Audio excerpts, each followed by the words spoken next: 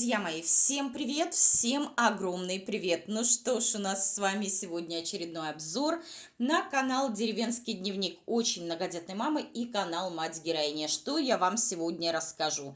Честно, я когда это услышала, я как-то вообще офигела, у меня волосы встали дыбом. В общем, что интересно, сегодня утром у меня вышел ролик, Пил Билл решила усыновить. Это как раз-таки была первая часть марлезонского балета, а именно первая часть Лёлькиного вчерашнего вечернего стрима. Ребят, ну что ж, мы переходим к части второй, не менее интересной, я бы даже сказала, более интересной, которая в очередной раз Лёльку показывает, да, показывает, как всегда, с не самой лучшей стороны. Ну что ж, в общем, все началось с того, что Лёлька говорит: да, сейчас я вам расскажу, какие новости у меня в семье.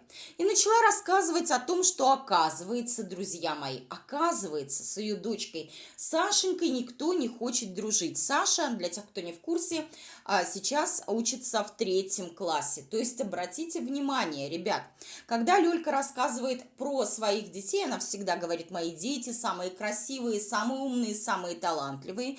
И что мы с вами видим? А мы с вами видим такой интересный момент.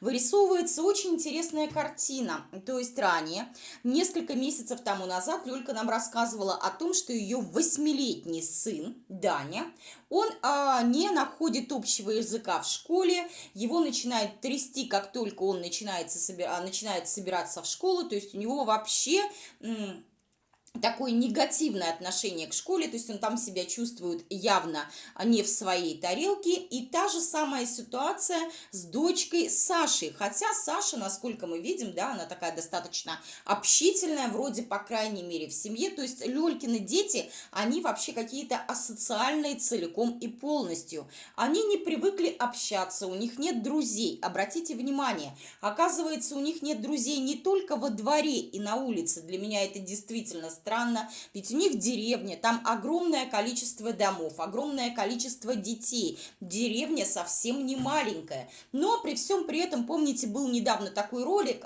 не так давно, да, где-то месяц назад, где они посадили соседских детей кататься на Глории, и вот я тогда сделала акцент на том, что дети с детьми не знакомы, то есть дети вообще какие-то асоциальные абсолютно, да. То есть у Лёлькиных детей нет друзей ни во дворе, ни в школе, нигде. Они нигде ни с кем не умеют общаться. Ну и тут же Лёлька стала проводить параллели вместе с собой, мол, тоже у нее тоже, у бедной несчастной в школе не было детей. Ребят, не было, вернее, друзей. Для меня это, конечно, дикая какая-то ситуация, потому что, когда любой нормальный человек вспоминает школьные годы, даже если были какие-то негативные ситуации, да, допустим, я помню, у меня тоже была очень одна плохая ситуация, я меняла очень много школ, потому что отец служил, и мы много где ездили, но я вспоминаю свои школьные годы вообще с превеликим удовольствием. Столько друзей, столько общения, без конца какие-то поездки куда-то, то есть это был такой кайф, это вообще, я не знаю.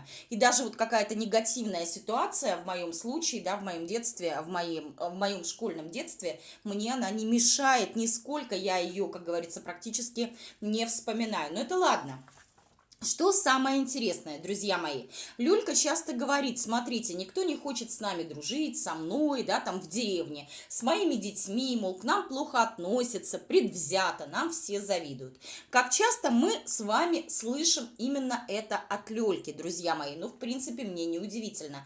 Мы что слышали от Лёльки про ее соседей? Да, они все исключительно алкаши, никто не хочет работать на Лёльку. Вы знаете, неудивительно, почему к Лёльке, к ее семье такое отношение, потому что сама Лёлька на всех поставила штампы, что все исключительно завистники, алкаши, тунеядцы, никто не хочет ничего делать, никто не хочет работать на барыню. Ну, почему-то барыня не понимает, видимо, что люди сами работают, люди имеют какие-то огороды, какие-то хозяйства, с какой стати они должны после своей работы идти еще и батрачить на Лёльку. Далее рассказывает, что Саша, оказывается, захотела заниматься музыкой. Ну, Лёлька говорит: вы понимаете, для меня это такая сложность возить ее на фортепиано 3 раза в неделю.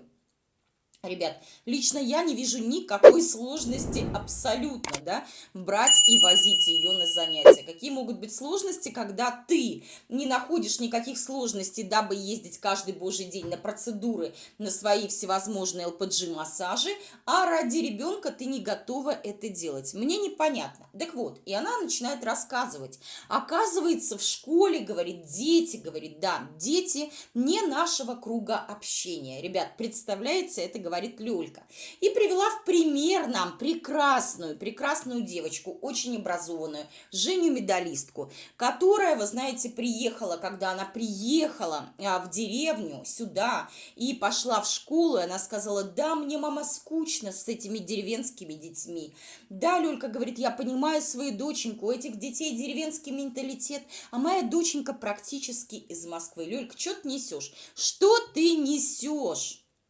Мне просто интересно, из какой из Москвы? Потом из Москвы можно быть, или из Питера можно тоже быть, и при этом говорить маленько, малеха, туда-сюда. Это ни о чем не говорит. Место рождения ни о чем не говорит, как правило. Говорит, имеет значение воспитание, образование, так скажем, твое, и в первую очередь, конечно же, твоих родителей, бабушек, дедушек. Вот это имеет большое значение. Я могу сказать это точно, и мне действительно смешно, когда она говорит: ну да, мы когда переехали, Женечка пошла в деревенскую школу, и там вот деревенский менталитет, и она сказала: мама, мне так скучно с этими детьми. Да, говорит она, девочка практически из Москвы. Из какой вы нахрен Москвы? Объясните мне, пожалуйста, вам до Москвы столько же, сколько и мне до Москвы, по сути. Только мне, ребята, это действительно смешно, да, они из Подмосковья, там откуда-то.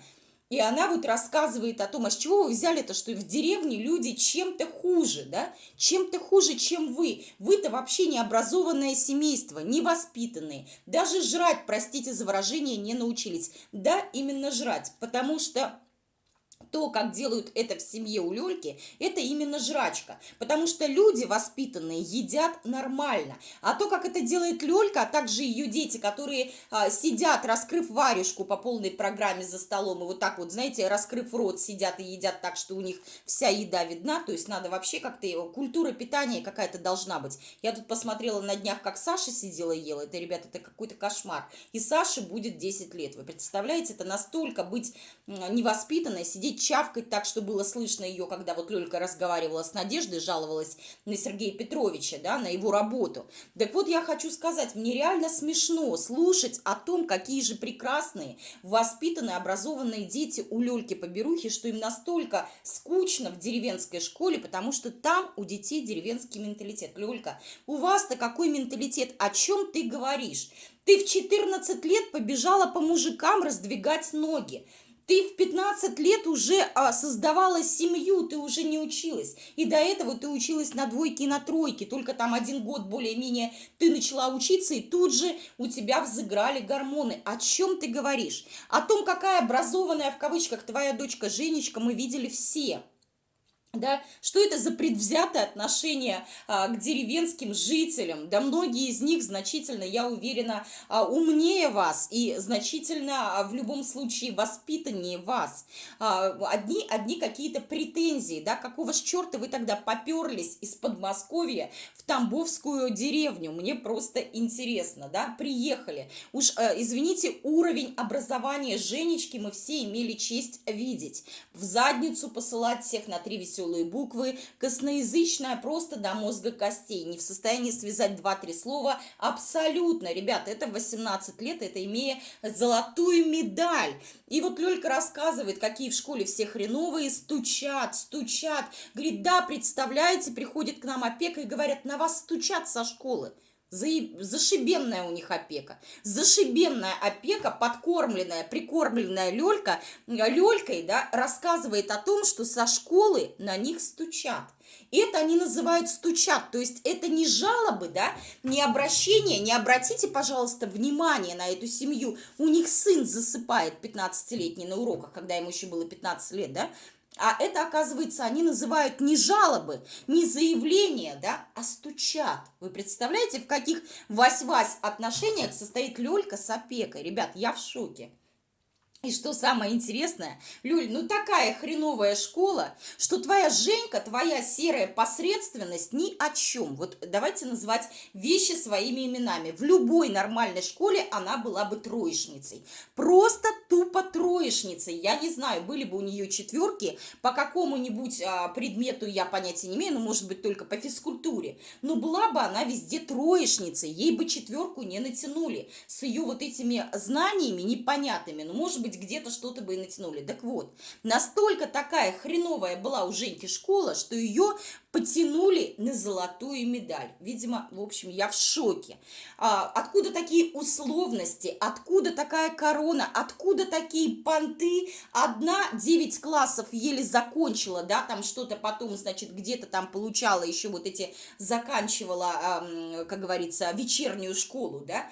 Вторая вообще разговаривать не умеет. Лешка Картошка вообще тоже какую-то чушь несет, и все рассказывают о том, какие они просто семипяди во лбу, с ними никто общаться не хочет. Ребята, кто с ними захочет общаться, кто с ними захочет дружить, когда они на каких-то понтах решили, что они выше других людей по статусу только потому, что маман начала последние годы зарабатывать на ютубе бабки. Простите, Лёлька, сними уже вот эту корону копеечную с башки и вспомни тот момент, опять же, твои слова, когда вы переехали в эту деревню, как вам люди помогали, приносили, кто ведро картошки, кормили вас, видели, что вы просто были нищие, нищие, никто из вас работать не хотел. Вы взяли положенную вам вот эту корову от сельсовета, да, взяли ее и сели вместе этой корове хвосты крутить, вместе с Женей Б. Вместо того, чтобы идти и работать. Ну ладно, ты была вечно беременная, но он-то мог работать в любом случае, да? То есть вы тогда жили, и вам соседи ваши хреновые, которых вы теперь обзываете алкашами, тунеядцами, вас подкармливали соседи. А потом вы, когда взлетели, и ваши заработки на ютубе взлетели, вы быстро этих соседей от себя отвадили, вместо того, чтобы их отблагодарить и сказать спасибо вам, да, как ты рассказывала, как вам соседи помогали, там, убирать, что-то делать, туда-сюда, учили вас уму-разуму. Вот так вы благодарите людей, поэтому неудивительно. Но если ты задницей к людям, то и люди к тебе задницы, понятное дело, поэтому их семью и не любят в этой деревне. А за что их любить? За то, что они неблагодарные люди, за то, что их дети ведут себя точно так же, как и мама. В общем, ребят, удивительно. Удивительная способность у Лёльки настраивать людей против себя. Что я хочу сказать? Вот я сейчас обозреваю на своем втором канале одну личность, да, которая также взлетела, правда, у нее полет более высокий, она более известная публичная личность, нежели Лёлька, так вот. И как раз-таки сейчас она очень хорошо приземлилась, падать ей было действительно больно. Поэтому я Лёльке тоже хочу сказать: Лёлька, ты, знаешь, не заигрывайся, ты не зазнавайся, потому что рано или поздно тебя спустят с небес на землю.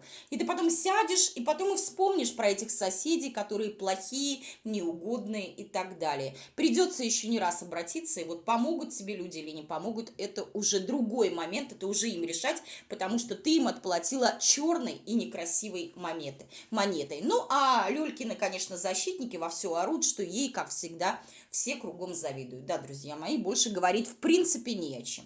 Ребят, вот такой у меня получился обзор. Пишите, что вы думаете по этому поводу. Оставляйте свои комментарии. Ну что ж, всех целую, обнимаю. Всем желаю прекрасного дня, хорошего вечера. Берегите себя, своих родных и близких. Здоровья, здоровья, еще раз здоровья. Ну и, конечно же, всем тем, кто подписывается на канал, всем, кто ставит лайки, всем, кто пишет хорошие, адекватные комментарии. Всем огромное спасибо. Всех целую, всем пока.